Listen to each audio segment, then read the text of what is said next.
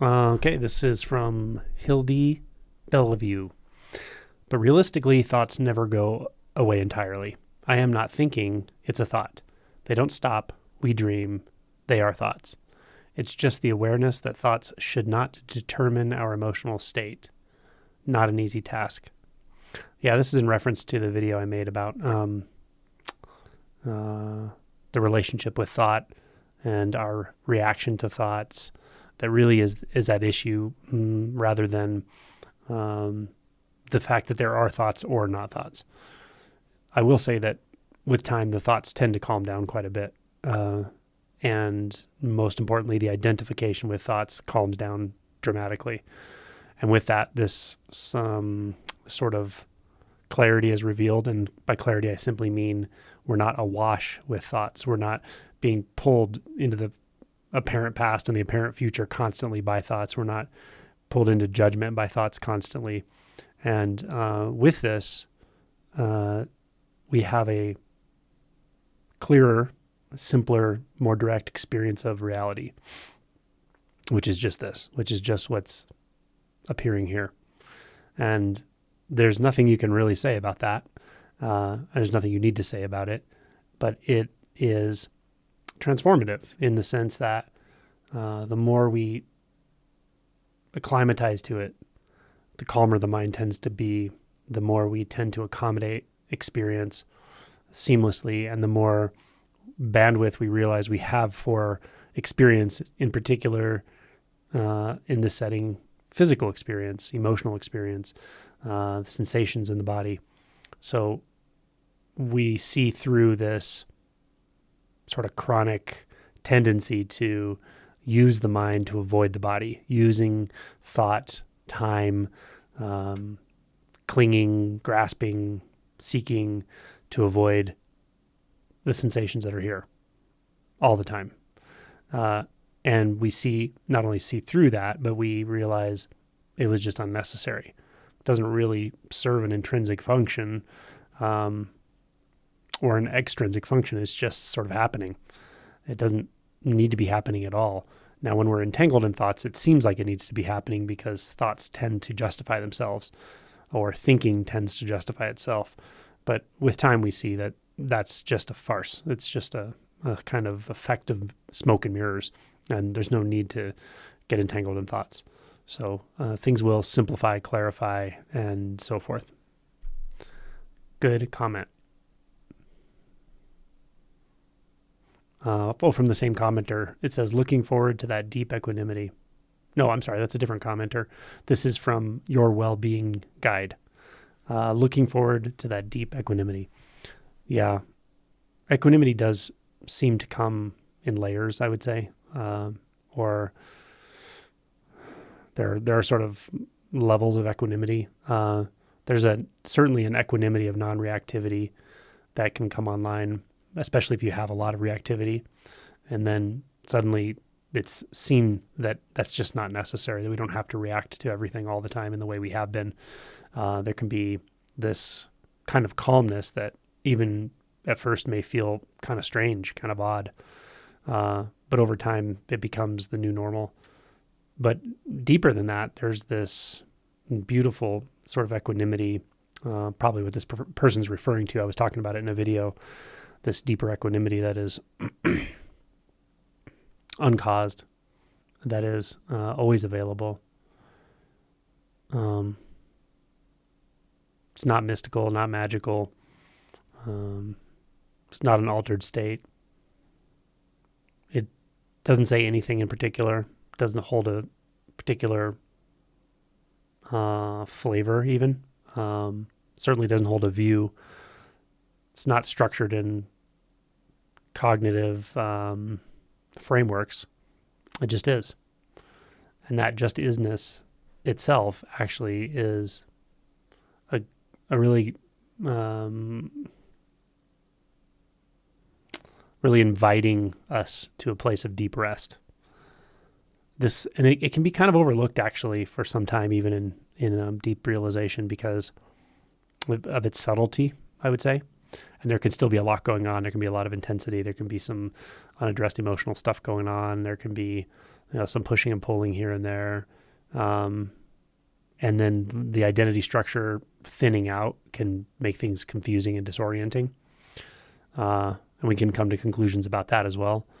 But underneath all of it, there's just this sort of basic equanimity, this basic okayness. And it threads itself through everything. It's found everywhere. It's found in all experiences, all sensations, all sounds, all eventualities. In deep pain, it's there. In profound bliss, it's there. It's just kind of here all the time. And the more I think we attune to that and trust it and relinquish all our will to that, the more we recognize that it is really freedom.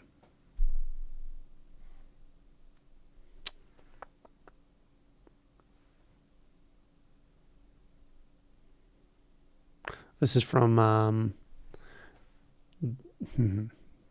JTT Cash. Had an initial shift, now going through shadow work. I've been up against my karmic tendencies really hard for a few years now. A lot of clinging, avoidance patterns, hatred, anger, etc. I'm starting to worry that my karma in past lives and in this life is too much to work through, and that I won't be able to work through it in this lifetime. Do you have any advice for me? You will be able to. You will be able to. Just get as direct as you can. Direct as you can with experience, and always be willing to inquire. Where's the resistance arising? What is the resistance about here? Is there resistance in the system right now? And just feel it as directly as possible. And keep noticing those thoughts, right? The conclusions that, oh, it's been this long, it's going to be this much longer. And those thoughts seem to be trying to help you out, but what they're really trying to do is hold on. They're trying to keep attention in a superficial position and not allowing attention to fully just drop right into the energetics of what's happening. The more attention drops into the energetics of what's happening, I almost hesitate to say it this way, but the more efficiently this all sort of takes care of itself. But you have plenty of time, for sure. Mm-hmm. Stargirl commented on this comment. She said, recognize it as one doubt thought. I like that. Recognize and feel the doubt tone of it. Is there some feeling, sense, or discomfort in the doubt? What if that doubt wasn't here right now? Then what? Good job, Stargirl. Sometimes I cringe a little bit when people comment on other comments because sometimes the advice isn't so good. Sometimes it comes from people who just want to sound smart instead of that they're actually speaking from realization. I know that's terrible, but it's true. Stargirl speaks from a place of true recognition, realization. I've been following her comments and I don't know this person personally at all, but following her comments for the last few months. And the unfolding has been pretty spectacular. This is also a comment from Stargirl. Yes, there's a finite amount of it. Here, there is no more emotional pain or even emotions.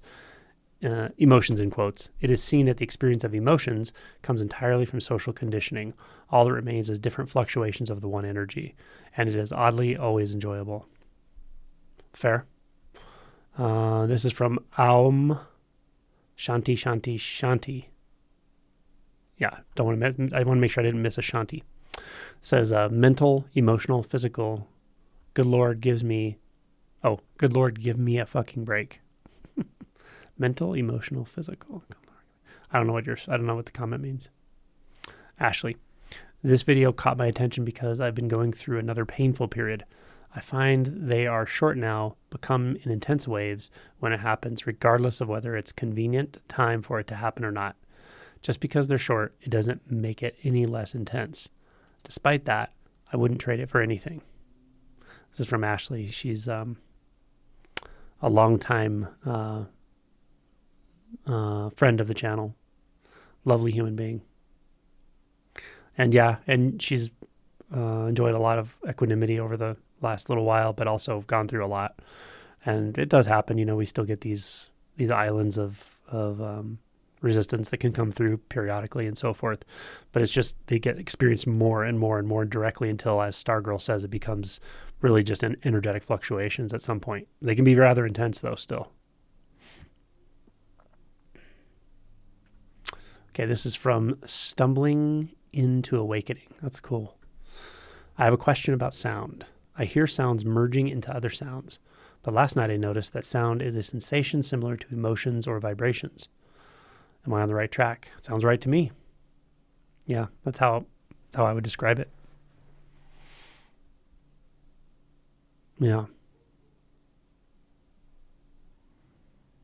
Or I should say, I don't know how I would describe it, but as I read your description, that's my experience. So it gets difficult to even describe anything in discreteness because things aren't discrete in a way. Discrete meaning it's really hard to pull one thing apart from everything else.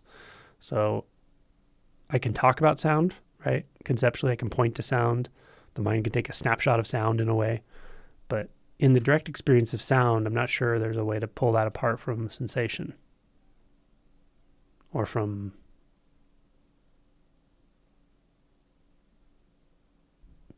the scenery or from the equanimity. So, yeah.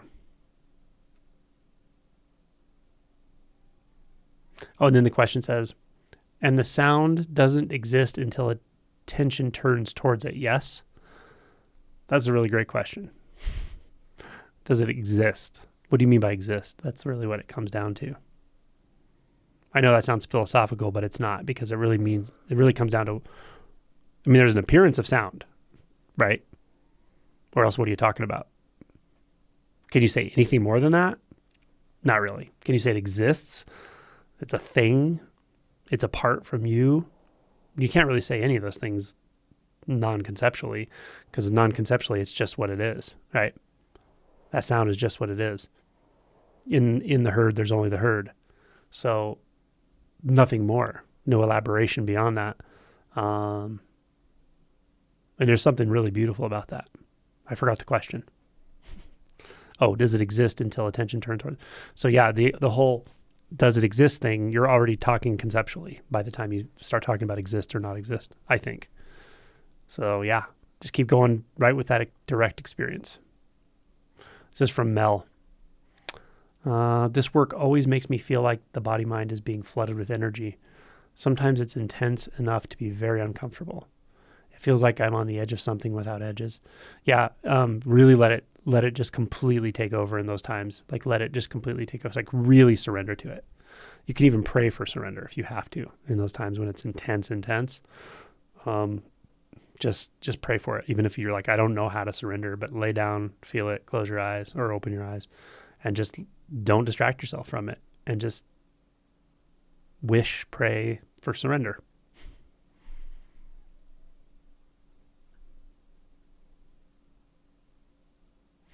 This is from Philip. When I try to observe thoughts, it seems like I identify more with them. It feels more natural to let attention rest in sounds and sensations. Okay. Would you still recommend to work with consciousness then, or is the losing interest in thoughts enough? I really like to encourage people to find their own practice style and what works for them. And this sounds to me like your intuition is strong here, so I would not argue with it. Yeah. Just make sure it takes you deeper into this presence.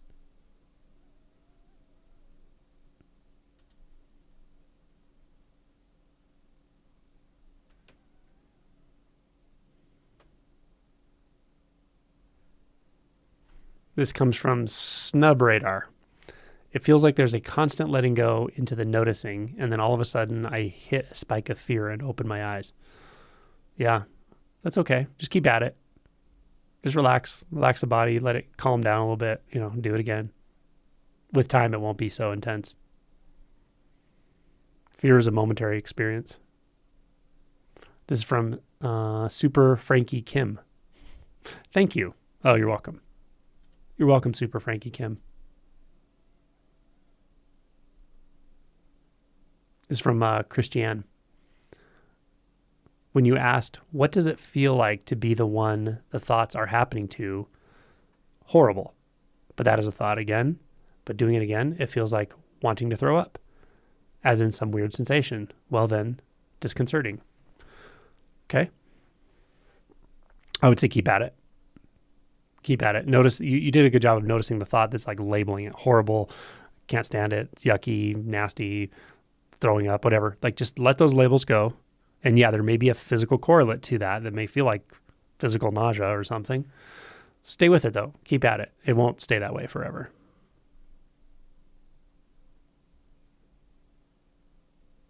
This is from JTT Kosh.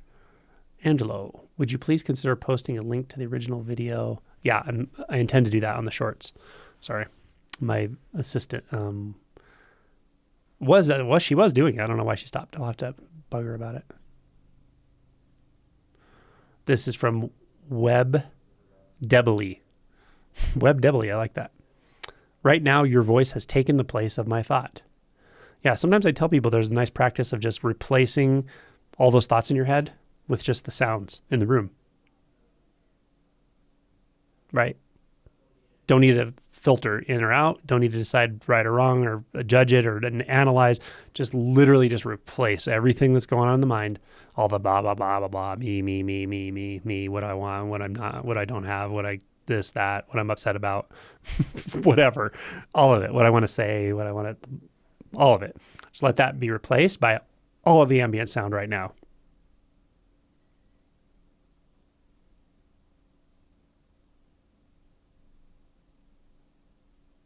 Why not?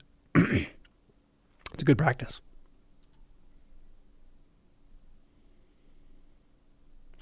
Sometimes when meditating, I'll quiet my thoughts and they just start whispering. I like it.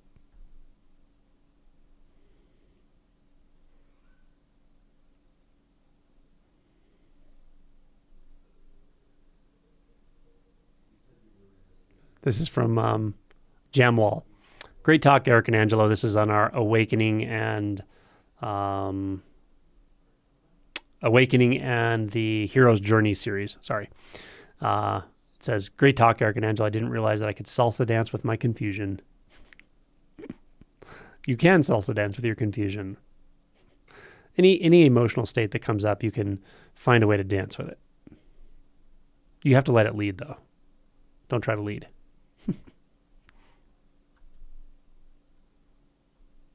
It's from Joel Miller. I appreciate you. I'm sure a lot of others do too. Appreciate you too, Joel. Thanks for doing the work. Okay, another comment from Stargirl. I'll say this. Life can become very magical at times after awakening, but not like, quote, I thought of something I wanted and then it happened, end quote. Right, exactly. Not like law of attraction. Sure, that happens, but like more magical than that. So magical that it shuts the mind right up. So magical that it's just humbling.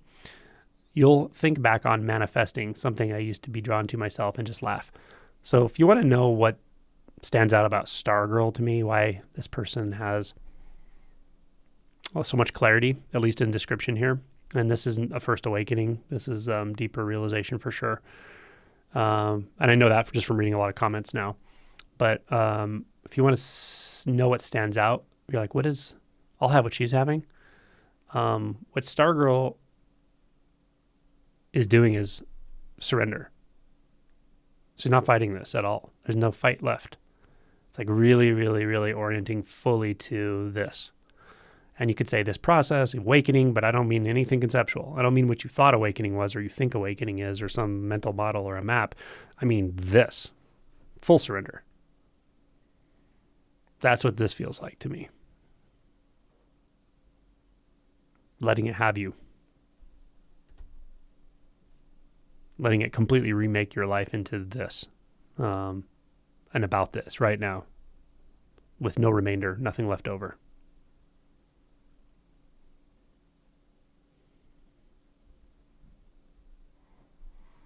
This is from, I don't know. It looks like California-chi. Being the one that the thoughts are happening to, that resonated. I'm also trying on being what the thoughts are happening for. I feel more expansiveness with what versus who. Yeah. Yeah. Instead of like watching thoughts or noticing thoughts at some kind of distance, it's like noticing the experience of noticing or something. There's a lot of ways of saying the same thing, but the one that dials you in works for you, and that's all that matters. Once you're dialed in, then, that's it. You don't need to keep dialing. Just rest there with it. Very cool. Okay, this is from Grace-Filled. Angelo, I'd love your guidance. I'm at this point where I'm so deeply called to the present, to the clear present now. I'm so fucking fed up with my own BS. There is this intense heat that arises in my body and the mind if the mind goes astray. I recognize all fleeting phenomenon passing through as not belonging to me. Good. This depth of presence, though, the rawness of this now is almost exquisitely unbearable. Too raw, too intense. It's because you're trying to hold still. That's my sense of it. That's just my gestalt on this. Don't hold still. It's already happening, right? It's already here. You have a lot of clarity. But quit trying to hold any point, any position, any body, any person, including the position that says you're fed up with your own BS. That's a position, right? All that feels like this kind of like holding, like, oh, I got to hold this place or this space. Like you've discovered something here, you're trying to hold it. It's actually,